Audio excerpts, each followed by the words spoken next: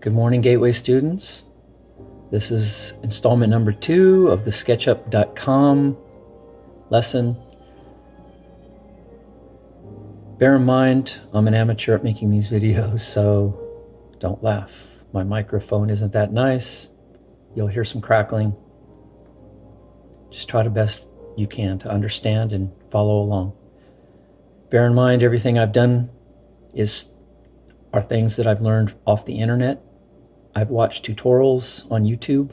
You can do the same to further your skills. At this point, your objective is just to make the extrusion and practice the rotating, panning, and zooming in and out, selecting of objects, entering dimensions, setting up your document to use increments of your choice. So let's begin. The first step I'd like to show you is how to pan, zoom, and rotate your window display. On the left side, note that there's a tool. It looks like a rotating disc. Once you've selected that tool, press your left mouse button and you can rotate your window. If you again select that same tool, you'll get other pop-up sub windows. Select the pan tool, which is the hand. Once you see the hand, you press your left mouse button and you can move your screen around. And to zoom in and out, you use your mouse wheel. I'm scrolling out, scrolling in. Take a moment to practice that. Next, set up your measurements. If you'll note on the right, there's a set of tools. The second tool from the bottom is called the Model Info tool. If you select it, you'll get a sub-panel that opens up. It could be defaulted to 1/2 inch. If you select the decimal increment, the second one over, the default may be 0.0000. That's very nice. And then change your snap interval to 0.125. That's 1/8 of an inch. Take a moment to set yourself up there. Then I'd like you to note the very bottom right corner, there's a measurements window. Right now it has nothing in it.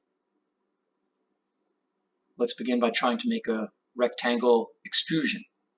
So let's remove the 5'8" lady window standing in the corner. We'll use the select tool on the left side. It's the arrow. Select that tool, select the lady. She gets highlighted in blue. You hit the delete key. She's gone.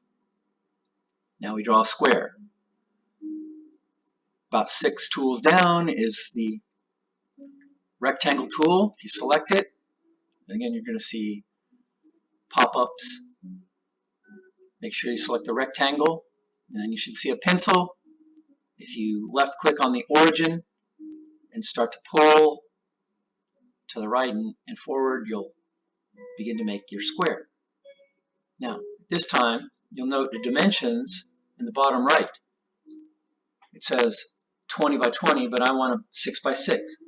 So I'm going to click on the window, hit 6 on my keyboard for 6 inches, then I hit comma, and then 6 again, and then hit the enter key, and now I know I have a 6 by 6 square. It's very small, so I'm going to zoom in using my mouse wheel. Again, if I want to pan, I select the hand, pan and recenter your square. The final step to making the extrusion is to use what's called the push-pull tool. It's the extrusion tool. It's about 6 tools down, 7 tools. You're going to select that push-pull tool.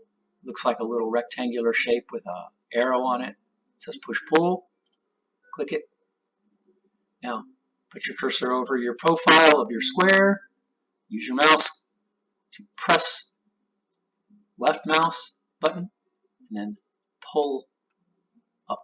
And notice down at the bottom right, it says the distance, and in mine it says 5.125. I'm going to click the window and hit 6, enter, and now I know I have a 6 by 6 by 6 cube.